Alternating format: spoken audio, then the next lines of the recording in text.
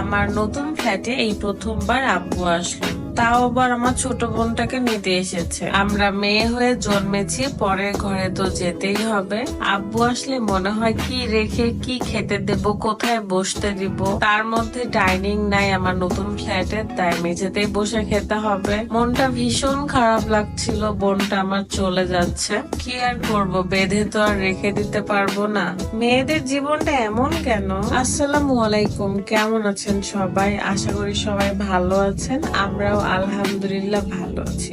আব্বুর আসার কথা শুনে অনেক বেশি খুশি লাগছিল, বাট আমার বোনটাকে নিয়ে চলে যাবে এটা ভেবেই খারাপ লাগছিল। কত আনন্দ করছিলাম, বসে বসে গল্প করছিলাম, সেটা আর হবে না। প্রচন্ড গরম রাজশাহীতে, তাই আমি ঠান্ডা ঠান্ডা শরবত বানিয়ে দিচ্ছিলাম আব্বুর জন্য। আমি তো মাঝে মাঝে আব্বুর উপর ভীষণ রাগ করি, বলে যে আমার শ্বশুর বাড়িতে আসলে কেন আপনি থাকেন না, 2টা রাত থাকলে কি হবে। কিন্তু না, আব্বুর নাকি কোথাও যেতে একদমই ভালো লাগে না।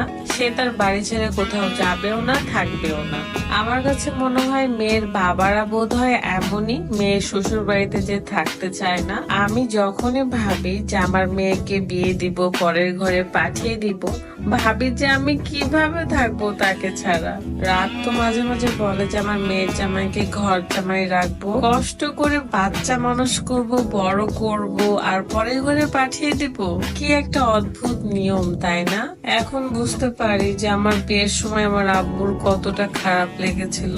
বাবারা সচরাচর মেয়েদেরকে একটু বেশি ভালোবাসে। আমার ঘরে যখন আব্বু বসেছিল আমার খুবই শান্তি লাগতেছিল। এখন তো নতুন একটা ফল উঠেছে লটকন, যেটা আমার রাতের এবং আব্বুরও পছন্দ। একটু টক টক লাগে, এই জন্য বেশি ভালো লাগে, তাই খোসাগুলো খুলে খুলে দিচ্ছিলাম। এখন আমাদের বাড়িতে অনেক মেহমান, প্রত্যেকের স্পেশাল। তার থেকে বড় স্পেশাল মেহমান হচ্ছে আমার আব্বু। ঢাকা থেকে সব গেস্ট এসেছে, রনি ভাইয়া, ভাবি, ফাহিম ভাইয়া, মুস্কান আপু, ফারাজ। সবাই একসাথে থাকলে এত যে ভালো লাগে, না জানি যখন সবাই চলে যাবে তখন কতটা একা হয়ে যাব।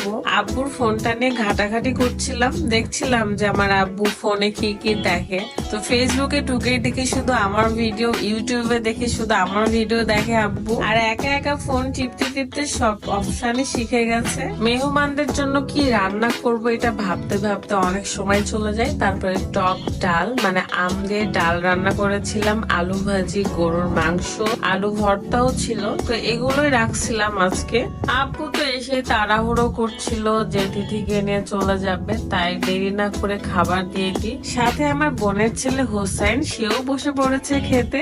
আব্বুর সাথে গল্প শুরু করলে আমার গল্প যেন শেষই হয় না। বাসায় কি হলো, আমাদের বাসায় কি হলো, আমি কোথায় গেলাম, কি করলাম।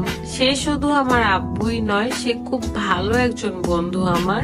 বাবা মেয়ের মধ্যে আন্ডারস্ট্যান্ডিংটা সবসময় জন্যই থাকে। ভীষণ ভালো লাগছিল সবাইকে নিয়ে একসাথে খাওয়া দাওয়া করতে। এদিকে সময়ও ঘনিয়ে আসছিল আমার বোনের বিদায়ের জন্য। আর এই যে তামান্না আমাকে খাওয়াই দিচ্ছিল। তামান্না হলো আমার বান্ধবী তৃষার ছোট বোন, তারাও একদমই সেম সেম দেখতে। এদিকে বাপের আদর পেতে পেতে আমি অনেক বেশি ইমোশনাল হয়ে পড়ি। মনটাই খারাপ হয়ে যায় আমার যে আব্বু থাকবে না, চলে যাবে। কি অদ্ভুত একটা নিয়ম, তাই না? ছোট্ট থেকে বড় করা পর্যন্ত মানুষ করো, কষ্ট করো, আর সময় হলে পরের ঘরে পাঠিয়ে দাও। মেয়েদেরকেও আল্লাহ সেই ধৈর্যটাই দিয়ে দিয়েছে। বাপের বাড়ির সব আপনজনদেরকে ছেড়ে শ্বশুর বাড়ি চলে আসা, আর শ্বশুর বাড়িকে নিজের বাড়ি মনে করে সারা জীবন কাটিয়ে দেওয়া। এদিকে রনি ভাইয়া মিষ্টি নিয়ে এসেছিল, এন্ড সেই ফার্স্টে খেয়েছে।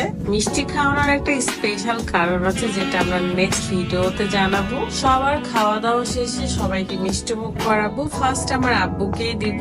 ছোটবেলায় দেখতাম আমার আব্বু ভীষণ মিষ্টি পছন্দ করতো, একসাথে বসে 10-12টাও খেয়ে নিতে পারতো। এদিকে আমি কাজ করছি আর আমার বোন ব্যাগ গুছিয়ে ফেলছে যাওয়ার জন্য।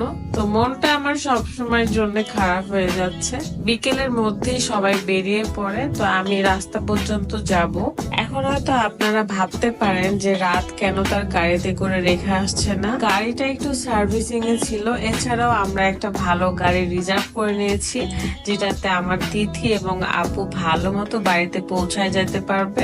অনেকদিন পর এই সিচুয়েশনটা আবারও আসলো। আমার বিয়ের পরপরই এভাবে আমার বোনরা যখন বেড়াতে আসতো, তখন বিদায়ের সময় আমি খুবই মন খারাপ করতাম, কান্না করতাম। আগে তো আব্বুকে বিদায় দিতে গেলেও আমার কান্না পেত। জানি না কেন খারাপ লাগে আমার। যদি এমন হতো সবাইকে আমার কাছে রেখে দিতে পারতাম, কারো কোনো পিছুটান না থাকতো, তাহলে কত ভালো হতো বলেন। অনেক বোকা বোকা কথা বলতেছি না আমি। সবাই ভালো থাকবেন, সুস্থ থাকবেন, দোয়া থাকবে। এন্ড আল্লাহ হাফেজ, আসসালামু আলাইকুম।